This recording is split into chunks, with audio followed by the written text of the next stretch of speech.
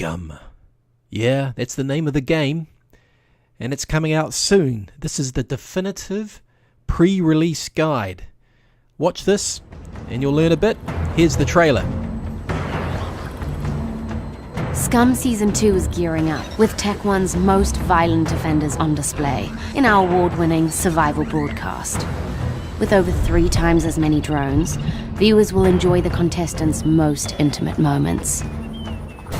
New weapons and gear elevate the action, but it's the trademark paranoia that drives the savagery to new heights, making Scum a thrill for the entire family. Fear not. Tech One security is on site to keep contestants in line. Oh my. And of course, fan favorite Mr. Smiles is back again for rule enforcement.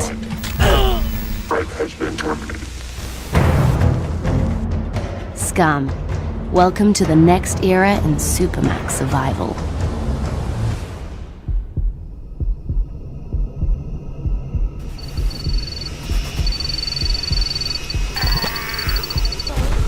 All contestant corpses will be reused in Scum per government regulations.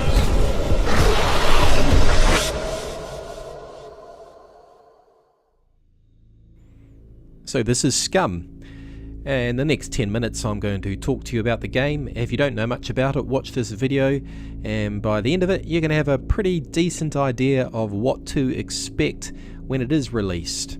Now, so it is going to be released towards the end of August sometime, if it doesn't get pushed back anymore. The entry price point is $19.99, and the developers have said that as the game is developed, that price will increase.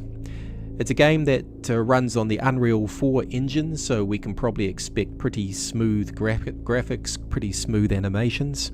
Unreal 4 does have a very developer-friendly engine.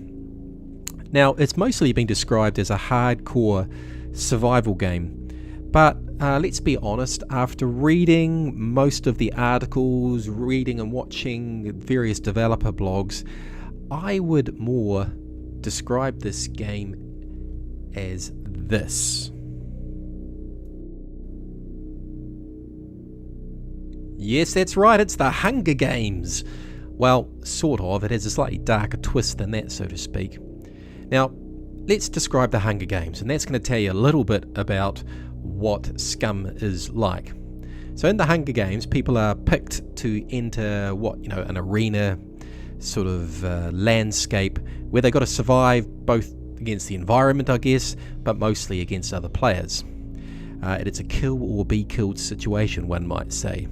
With all of this being eagerly watched by a rather bloodthirsty public through high-tech monitoring devices. Now, at times, to spice things up in the Hunger Games, of course, they would throw challenges down at the players, which were rather challenging if I remember correctly. And these were all done by the arena controllers. Now, overriding all of that in the Hunger Games is the premise or the storyline of the players wanting, or the contestants wanting, to get out of the arena. And the overall premise is to overthrow the controllers, overthrow the people that are running this diabolical entertainment. And that, my friends, has just described Scum to you. But I think it would be easy to take what I've just said there and take that as a negative. I actually don't mean that at all. There's a lot of really interesting positives about this game by the looks of it. But before I get into that, I'm just going to give you a bit of background information, because I did say that this is the Hunger Games with a twist, a darker twist. So let me give you the background to the story of Scum. So you're essentially a prisoner, a convict in some sort of a futuristic world, and you are put into this arena to fight other prisoners. Yes, that's right, you are well and truly Scum. Now, before you are put into this arena, the corporation that runs the arena puts an implant into the back of your head, and this implant has your genetic code, your memories. It is essentially you, and it is constantly uploaded to some sort of a central computer, I assume. So when, or if you die, if the company believes it is worth it, and that worth is basically taken from if you are famous or not, they will bring you back by cloning you. And they use your implant for that. And yes, you are essentially resurrected.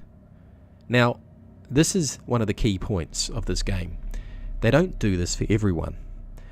They do not do this for noobs or knobs or people who aren't famous. They will only do this for you if you have a measure of fame. And that's a key word here, and I'm going to talk more about that in a little bit. Now, just a couple other little things to know about this game. That it is set in an arena on an island, and it is supposedly 4 kilometers by 4 kilometers in dimensions, so it looks pretty big. So it's pretty good, and can hold up to 64 people playing at the time. Now, we'll talk a bit more about that as well, but that's the overall dimensions of the game. Now, think of it like this. The developers have said that there are basically 3 distinct layers to this game. The first one is survival. The second one are what they call events and challenges, and the third one is the story. So the first one to talk about is the survival element of this game, and this is the one that you need to know the most about before you buy this game.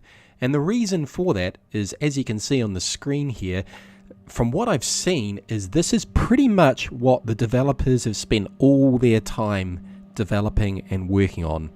It is extremely detailed, with weather affecting the clothing that you're wearing, in this case getting wet, causing weight changes, which of course cause more fatigue, your character setup, the attributes and abilities, the way they affect your survival in the wild. It's very detailed, and I will give them a lot of credit for what I've seen. It is certainly the most advanced survival game that I have seen to date, possibly. Now, obviously it's still early access, and there's a lot of unknowns that go with this. But in essence, it's pretty much familiar territory to like DayZ players or similar. You're going to spawn into a random location on this 4x4 kilometer map.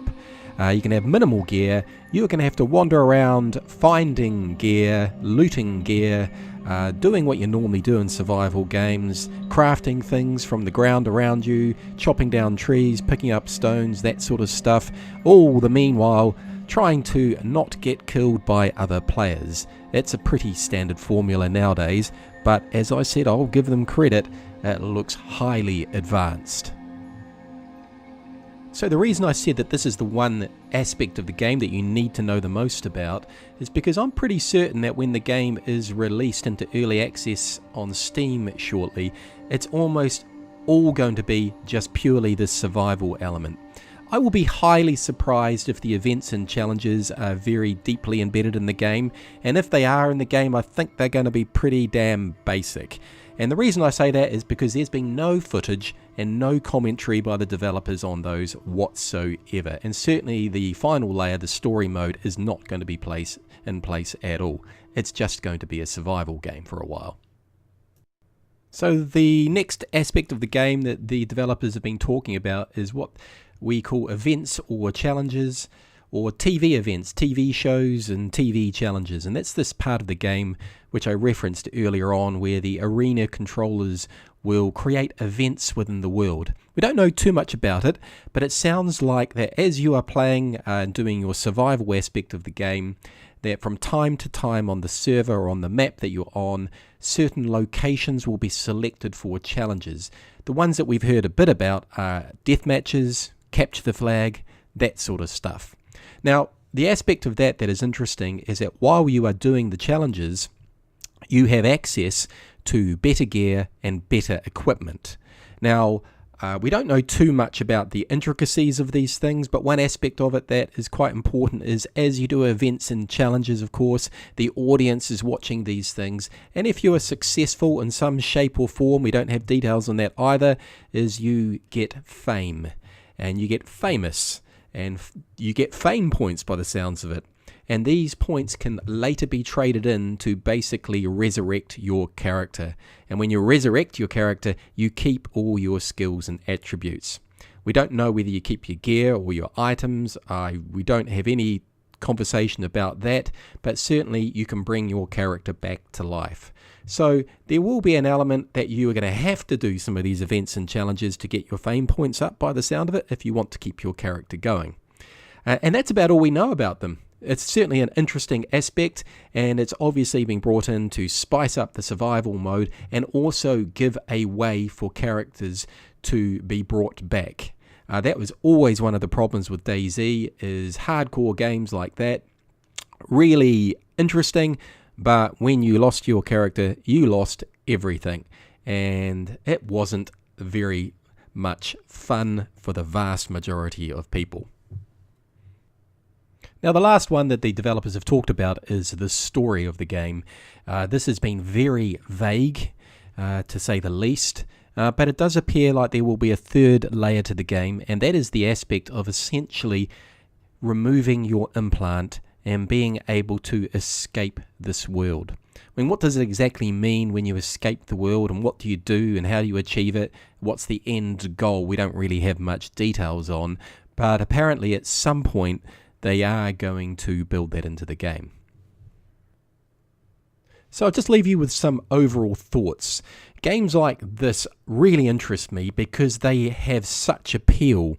They appeal to the survival, the first-person shooter, all sorts of aspects can be brought together really well. But they have some pretty, what I would describe as consistent challenges that developers need to overcome. And these challenges often come in the form of what type of bases you can build. Can you make a presence on a server? If that isn't the case, if you can fortify things, which the developers have talked about that you can do, does that only last when you're on the server? When you leave the server, do those fortifications remain on that server, or do they come with you to another server? And all those questions need to be answered, and they really make a big difference on how the games are played. And we don't have any information really on that. The other aspect, of course, is around your resurrection, and they've answered that to a degree in regards to those fame points, and what is about gear retention.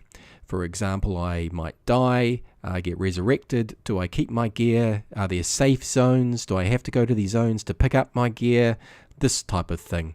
And the final thing I've always found about these games is they're absolutely fantastic when there's a huge amounts of players playing.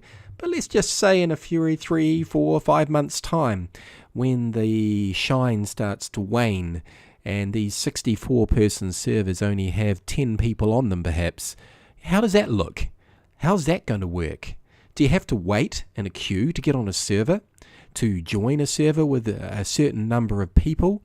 How does it work when you live in an area of the world that doesn't have huge player bases? These are all things and challenges that developers need to answer. But overall, it's a really exciting game. I'll give it credit for that. And anyone who can come up with the next clip deserves some credit. It's certainly been bloody well marketed, I'll tell you that. It captured my attention. But the proof will be in the pudding, won't it? Let's see what these developers come up with, and I'll keep an eye on this game, and I'll keep you up to date on where Scum is going in the world.